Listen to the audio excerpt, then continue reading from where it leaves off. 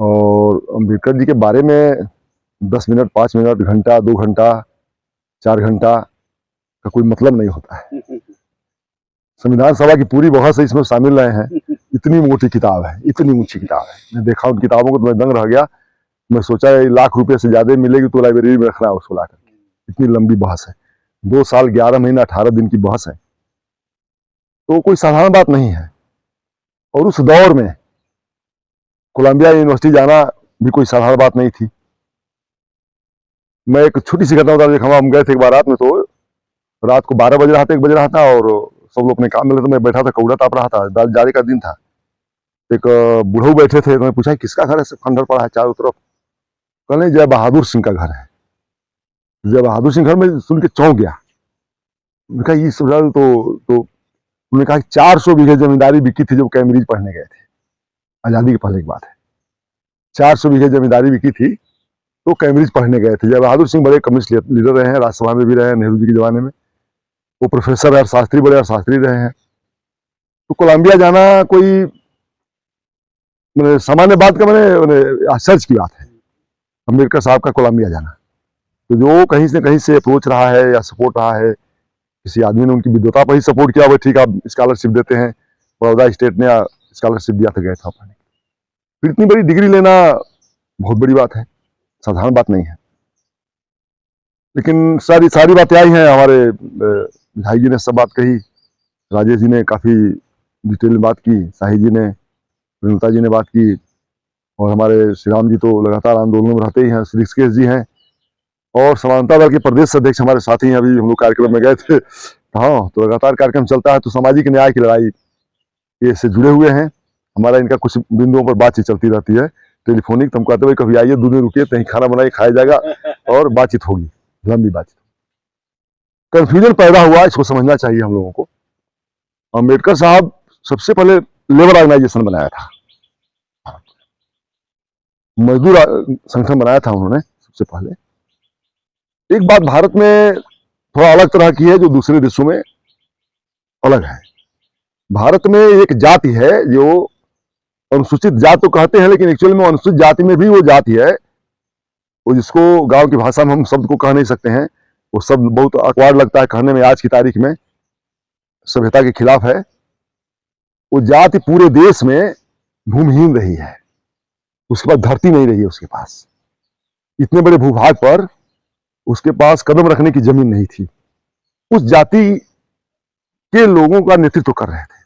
हम जब दूसरे तरह से कहेंगे, उसको मार्क्स की भाषा में कहेंगे, लेनिन की भाषा में कहेंगे, या कम्युनिज्म की भाषा में जब कहेंगे, तो वर्ग सर्वहारा था।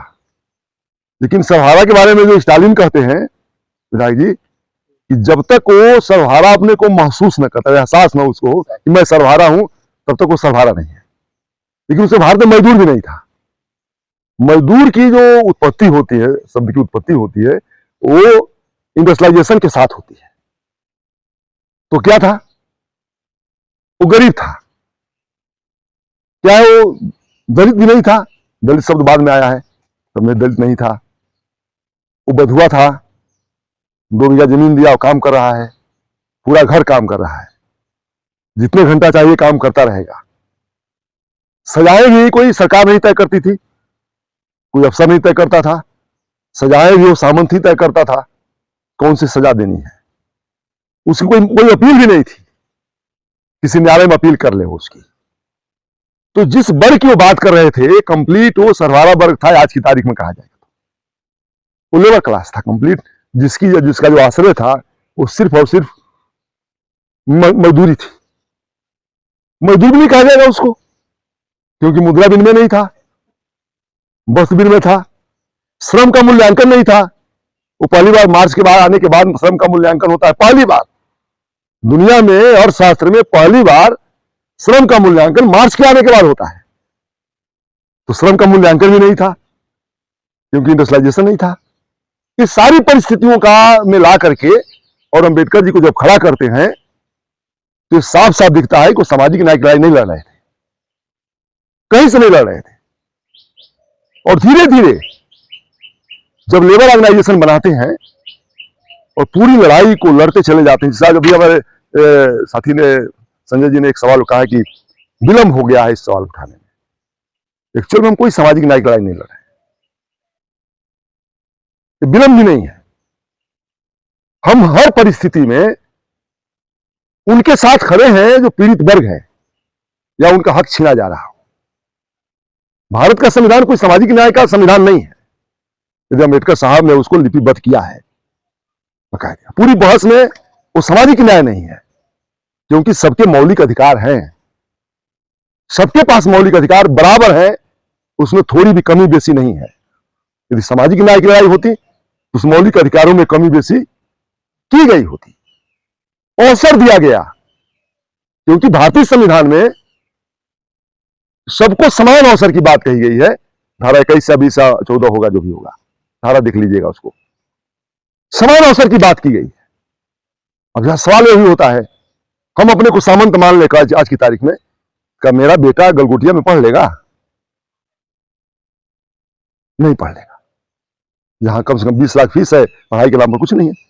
हमारे एक मित्र गए हैं अभी लखनऊ से, श्री राम यूनिवर्सिटी से गए हैं, गलगोटिया में फोन किया, एडिशनल प्रोफेसर है ना, कुछ नहीं लागू होता।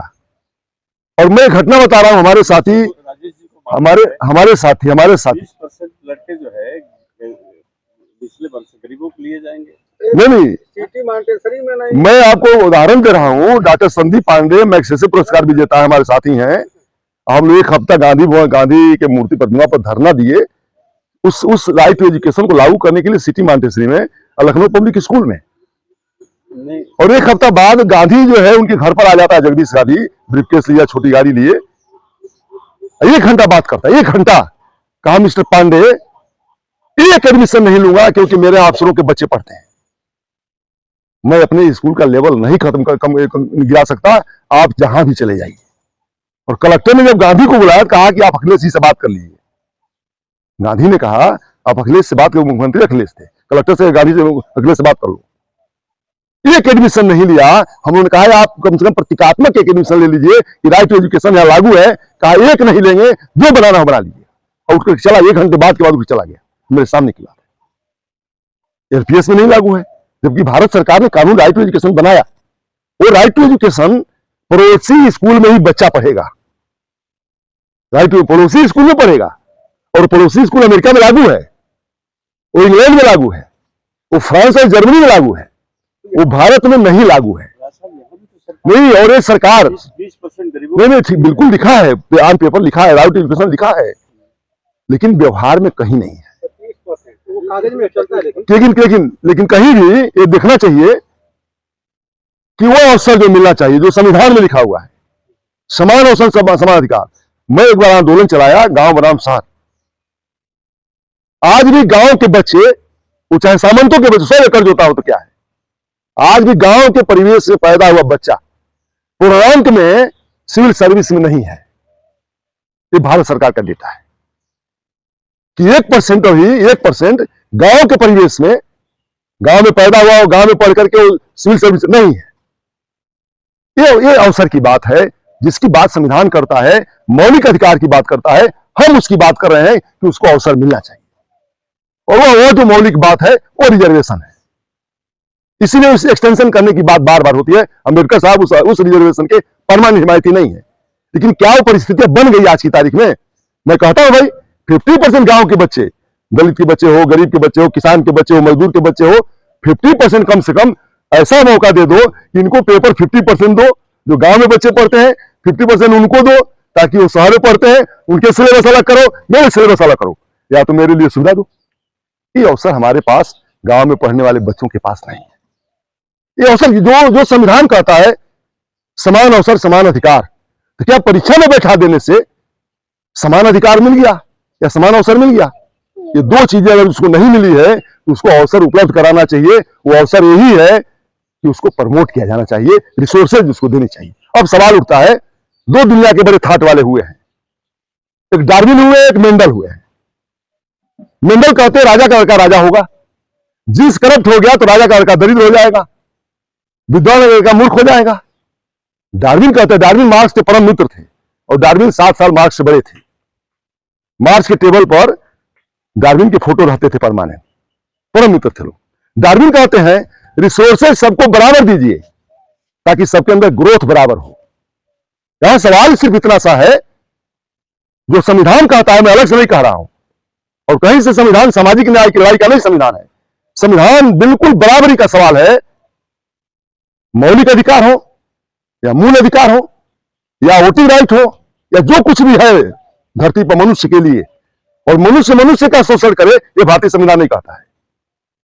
अब मार्क्स भी कहते हैं मनुष्य का मनुष्य शोषण क्यों करेगा, मनुष्य मनुष्य को शासित क्यों करेगा। एक लंबा स्टेज है जाने का, तो मैं कोई जल्दी में नहीं हूं, परिस्थितियां बनती बिगड़ती रहती हैं, ये सवाल है। अंबेडकर साहब ने जो बात कही, ईमानदारी की बात है कि जब वो लेबर ऑर्गेनाइजेशन बनाते हैं, वो लेबर कंप्लीट सर्वहारा वर्ग है, जिसके पास जमीन का है ही नहीं, कदम रखने की जमीन नहीं है, श्रम ही देता है, जिसका सही सही मूल्यांकन 1844 में मार्क्स करते हैं, और 1848 में जो घोषणा पत्र लिखते हैं तो बात स्पष्ट करते हैं कि सर्वहारा क्लास है, जिसकी बात अंबेडकर साहब करते हैं। और अंबेडकर साहब जाते जाते दुनिया के देश देख लीजिए स्थिति, बुद्ध हो, अंबेडकर हो, हमारे देश में भगत सिंह है, बिफोर हो गए, कहना है कि आपके सुभाष चंद्र बोस हो, नेहरू हो, गांधी हो, हर व्यक्ति नास्तिक है, वो ईश्वर को नहीं मानता, क्योंकि ज्ञान जिसको हो जाएगा वो ईश्वर को नहीं मानेगा, क्योंकि लड़ाई उसकी ईश्वर से ही है। क्योंकि आदमी को गरीब और विभाजन, सामाजिक विभाजन किया गया है, उसके बीच में ईश्वर ही है जो बंटवारा कराता है। इस भेद को जो जान गया दुनिया का आदमी, वो नहीं माना, और जो नहीं मानता है, जो डरा हुआ है, नहीं डरता है, उसके अंदर नहीं ज्ञान है, नहीं एजुकेशन उसको मिली ठीक से, कैसे रखा, किन परिस्थितियों में रखा गया। सुभाष चंद्र बोस जाते जाते कम्युनिस्ट पार्टी बनाए ना, फॉरवर्ड ब्लॉक। अंबेडकर जी ने भी परसों में रिपोर्ट डाला था कि अपने मित्र को लिखते हैं कि मैं तो भाई कम्युनिस्ट बनना चाहता हूं, जाते जाते 1956 की बात है, में तो चले ही गए, तो उसी समय की बात है, जाने से कुछ पहले, 2-4 महीना पहले, अभी पहले की बात है, वो चिट्ठी छपी है। 2-4 महीना और जी गए होते तो देश की चीजें बदलती, बहुत सी बदलती। बहुत सारी चीजें। इसलिए मैं कहना चाहता हूं कि जो ज्ञान जिसके पास आ जाएगा, वो ताकत जिसके पास आ जाएगी, हमारे गीता में कहा गया है, कोई गीता ठीक से पढ़े, 18 योग में ज्ञान योग सबसे उत्कृष्ट है। गीता कहती है कि जिसको ज्ञान हो गया उसको किसी को मुक्ति की आवश्यकता नहीं है, उसको कोई मुक्त नहीं करेगा।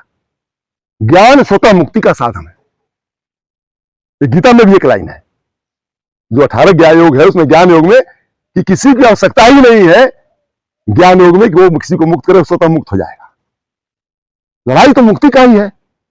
मार्क्स बाबा हमारे कहते हैं, कार्ल मार्क्स कहते हैं कि लेबर क्लास ही दुनिया की मुक्ति का असली मार्ग है, असली मुक्तिदाता है लेबर क्लास, क्योंकि दुनिया का निर्माण श्रम से हुआ है, और श्रम और पूंजी के जो रिश्ते हैं, उन दोनों के रिश्ते को जो उसका प्रतिफल है, जो उसका फल मिलेगा, सवाल सिर्फ इतना सा है कि मेहनत करने वाले के पास रहेगा कि लूटने वाले के पास रहेगा। एक लुटेरा वर्ग भी बैठा हुआ है, जिसको आज की तारीख में कारपोरेट कहते हैं, कल की तारीख में उसको बनिया कहते थे।